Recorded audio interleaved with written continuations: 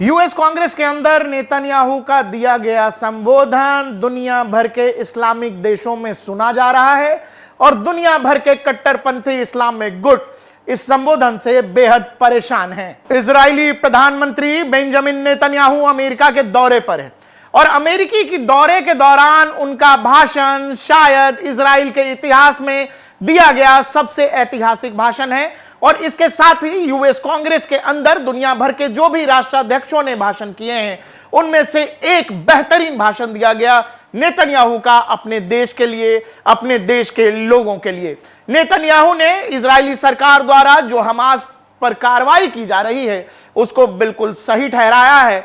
अविश्वसनीय रूप से कई इजराइल विरोधी प्रदर्शनकारी, कई लोग बुराई के साथ खड़े होना चुनते हैं, वे हमास के साथ खड़े हैं, वे बलात्कारियों और हत्यारों के साथ खड़े हैं, वे उन लोगों के साथ खड़े हैं जो किबुत्ज में आए थे। एक घर में माता पिता ने बच्चों को, दो छोटे बच्चों को एक गुप्त अटारी में छिपा कर रख दिया था।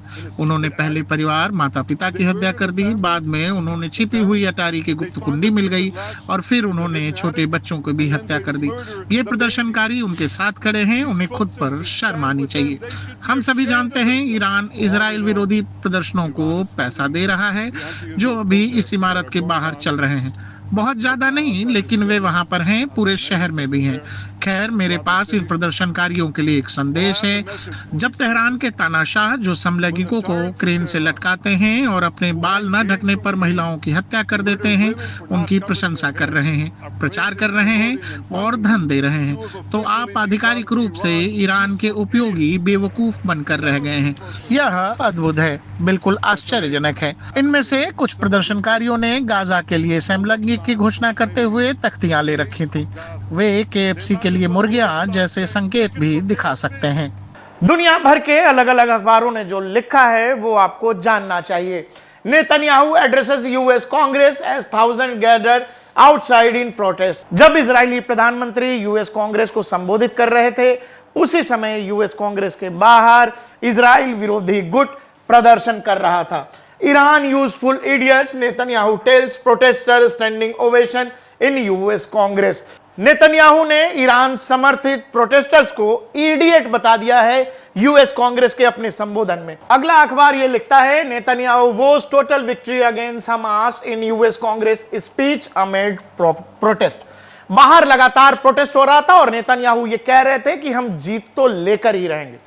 नेतन्याहू ने यूएस कांग्रेस के अंदर जो स्पीच दिया है उसमें बार बार लगातार यूएस कांग्रेस के जितने भी सदस्य थे उठकर उनको स्टैंडिंग ओवेशन दे रहे थे। इजराइल पिछले 8 महीनों से हमास से युद्ध लड़ रहा है और हमास पर चल रहा ऑपरेशन जो गाजा में चलाया जा रहा है, इसके अतिरिक्त इजराइल ने युद्ध के और भी कई मोर्चे खोल दिए हैं। इजराइल ने गाजा के साथ साथ कई सारे युद्ध के और भी मोर्चे खोल दिए हैं, वो चाहे लेबनान में हिजबुल्लाह पर हो या फिर यमन में हूती विद्रोहियों पर हो रहा इजरायली एयर स्ट्राइक हो। यूएस कांग्रेस के संबोधन में जो कुछ नेतन्याहू ने कहा है वो दुनिया के लिए बेहद सुनने वाली बात है और साथ ही नेतन्याहू के इस संबोधन से दुनिया भर के 57 इस्लामिक देश परेशान हो जाएंगे, क्योंकि नेतन्याहू ने जो कहा है वो ये कहा है कि जब तक हमास, हिजबुल्लाह, हम हूती को खत्म नहीं कर देते, ईरान समर्थित सभी गुटों को खत्म नहीं कर देते, इजराइल रुकेगा नहीं।